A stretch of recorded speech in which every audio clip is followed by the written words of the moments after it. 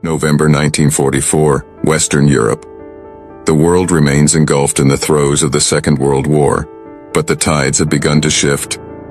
The Allies push eastward into Nazi-occupied territory, inching closer and closer to liberation. And in the vanguard of this push stands General George S. Patton, bold, relentless, and uncompromising. Patton, commanding the U.S. Third Army, leads his men through rain, mud, and devastating combat as part of a coordinated effort to break through enemy lines and secure victory. Yet behind the image of the warrior immortalized in headlines and history books is a man, writing to those he loves and wrestling with the burden of command. His letters to his wife Beatrice and his diary entries paint a vivid, at times harrowing picture of these pivotal days in November 1944. In these writings, we find the essence of a leader caught between duty and personal longing. His thoughts and emotions captured forever in ink and paper. On the evening of November 7th, Patton writes to Beatrice. His tone is confident, brimming with the energy of an anticipated battle. We jump off in the morning with 10 divisions. I have commanded up to 13 but never attacked all at once with so many. I can't see how we can lose. Despite the challenges he faces, Patton's unwavering confidence in his men and his strategic vision shines through. As he prepares for the trials of the coming day, Patton's resolve is clear. As the night deepens, he pens his final thoughts, ready to face whatever awaits him at dawn.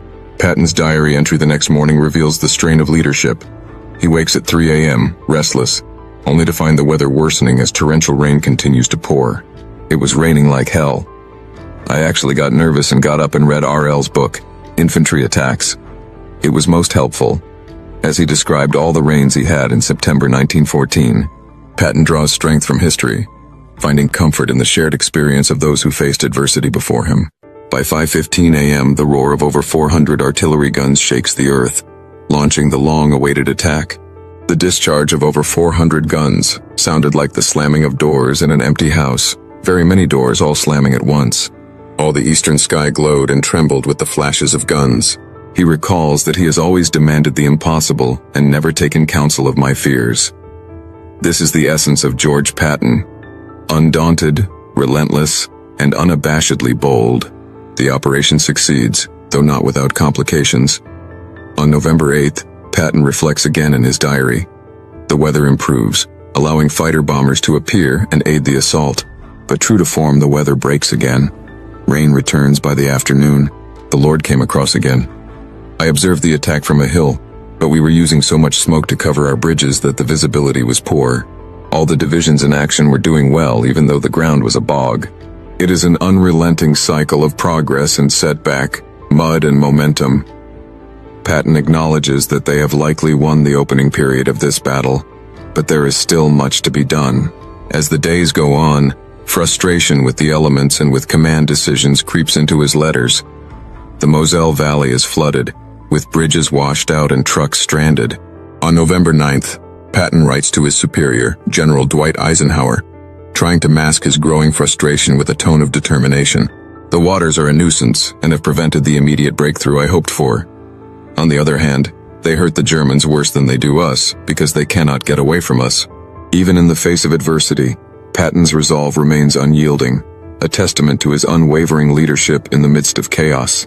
He had little patience for restraint, especially when opportunities for breakthrough lay tantalizingly close yet just out of reach. Patton's correspondence during this time is not all strategy and cynicism, though. His letters to Beatrice are moments of personal vulnerability, showing a softer side amid the chaos of war. On November 12th, his birthday, Patton writes a poignant letter to his wife. I celebrated my birthday by getting up where the dead were still warm. Then I visited the wounded and made quite a hit when I removed my helmet in the presence of a man who had killed a German with a grenade and been wounded by the same weapon. I love you, and wish you were here to hold my hand till the river goes down, and I get some guns over. Even in the depths of war, Patton's humanity glimmers through. He longs for Beatrice's presence, her support, as the ever-present rain and mud threaten to consume all progress. Through it all, the flooding rivers, supply difficulties, and mounting casualties, one constant remains: Patton's indomitable spirit. His resolve carries him and his men forward, even as nature and the Nazis seem determined to hold them back. Patton's correspondence during this time is not all strategy and cynicism, though. His letters to Beatrice are moments of personal vulnerability, showing a softer side amid the chaos of war. On November 12th, his birthday, Patton writes a poignant letter to his wife. "I celebrated my birthday by getting up where the dead were still warm. Then I visited the wounded and made quite a hit when I removed my helmet in the presence of a man who had killed a German with a grenade and been wounded by the same weapon. I love you and wish you were here to hold my hand till the river goes down and I get some guns over." Even in the depths of war, Patton's humanity glimmers through. He longs for Beatrice's presence, her support, as the ever-present rain and mud threaten to consume all progress. But there is solace, too, in small victories, as the Third Army begins to surround Metz and edge closer to key objectives. By November 19th, Patton's frustration with certain officers boils over. He writes in his diary about addressing discipline within his ranks. "Eddie called to say he was having trouble with Wood and wanted to see me. I wrote Wood a letter telling him plainly that if things did not improve, I would have to relieve him. Through it all, the flooding rivers, supply difficulties, and mounting casualties, one constant remains: Patton's indomitable spirit. His resolve carries him and his men forward, even as nature and the Nazis seem determined to hold them back. By the end of the month, the Third Army has made progress despite the odds. Patton closes out November with a mixture of reflection and anticipation.